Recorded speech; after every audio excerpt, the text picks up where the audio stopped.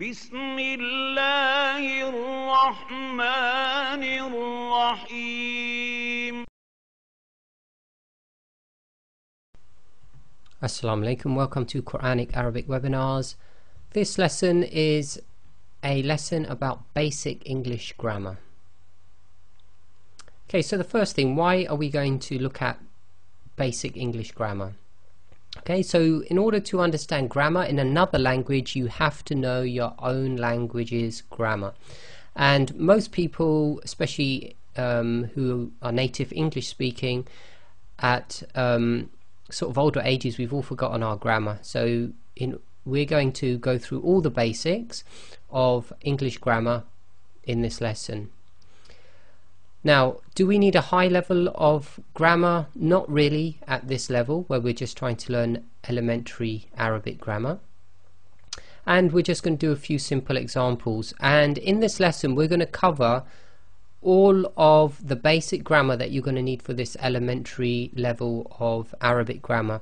And the idea of this particular lesson is to give you a very quick overview. However, when we get onto specific grammatical terms that we need to know for Arabic, we will recap, i.e. go over all of these again within the relevant lesson. So this is like a quick one-off, so don't get worried and think that this is tons of grammar.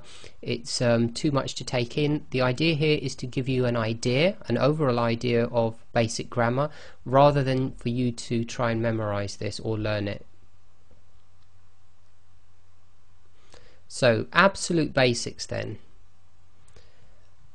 So we'll break this down into parts of sentences and then a small description with a small example. So a noun. A noun generally is the name of things. It could be peoples and places, etc. So normally the name of something.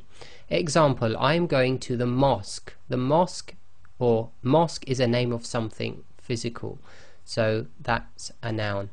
Then we have the pronoun, used instead of a noun to avoid repetition.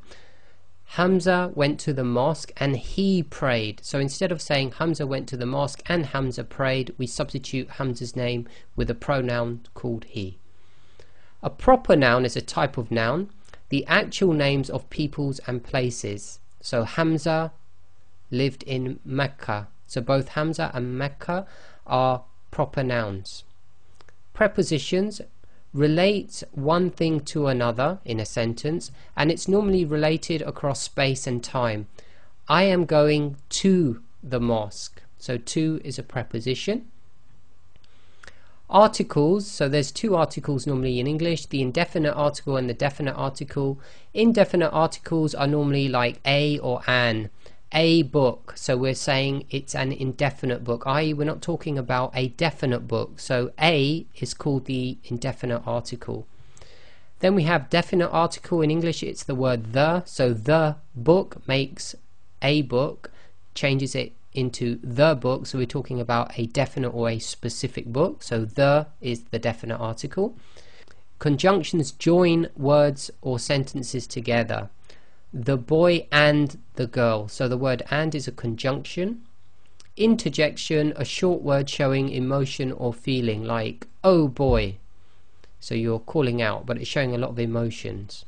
And a verb simply is an action or a doing word. I am going to the mosque, so the word going there is the verb. Now let's talk about what we call the subject. The subject of a sentence is simply what is really being talked about, i.e. the main theme of the sentence. Everything else is normally known as the predicate. The subject is normally what performs the action in the sentence, and if the subject is actually performing the action, then we say that the sentence is in the active voice. Okay, so simple example here, the teacher taught the students. So the main theme of the sentence is the teacher. We're focused on what the teacher did. So he's the subject, and then everything else, i.e. taught the students, is the predicate. The verb. The verb is the doing word or the action being performed. Here's the same sentence again, the teacher taught the students. So taught is the verb, it's a doing word, an action. The object. The object, i.e. the object of a sentence, denotes somebody or something involved in the subject's performance of the verb and is normally part of the predicate in the active voice. So i.e. the object is a thing that the action normally is being done upon. So the teacher taught the students. Here the students are the object. They're receiving the action of being taught.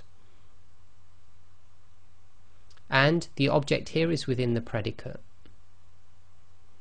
Now we come on to what's called the active and the passive voice. When the subject is the doer of the verb is in the active voice.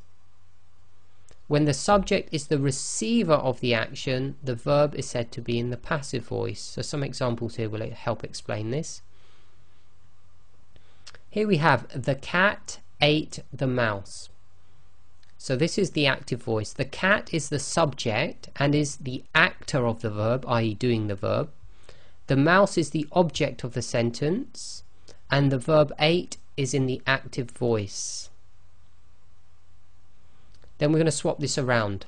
The mouse was eaten by the cat. So this is called the passive voice, because the mouse is the subject of the sentence but is the target of the action. So in the active voice, the subject is doing the action, and normally in the passive voice, the subject is receiving the action. And that active voice and passive voice is really applied to the verb, the term. The passive voice then in a bit more detail. So the passive voice is used mainly when the doer of the action is not known, or it is not important enough to mention, or the object of the verb is more important and hence is made the subject of the sentence, hence taking the focus of the sentence. Again, some examples will help to explain this. So example 1 here, someone stole my wallet. So this is active because we know someone did the action. Now if we drop the someone, then we've got my wallet was stolen. So here the word stolen is in the passive voice. Okay, and the reason it's swapped into the passive voice is because we now don't know who did the action. Second example, he gave me the painting. Here it's active because he is the focus, i.e. he is the one doing the action. Now the painting, which was the object, we've now effectively raised it to the status of the subject. So here we say the painting was given to me by him. So now the verb give or given is in the passive voice because the painting now is the focus of the sentence. Now we're going to look at something called persons, genders and numbers.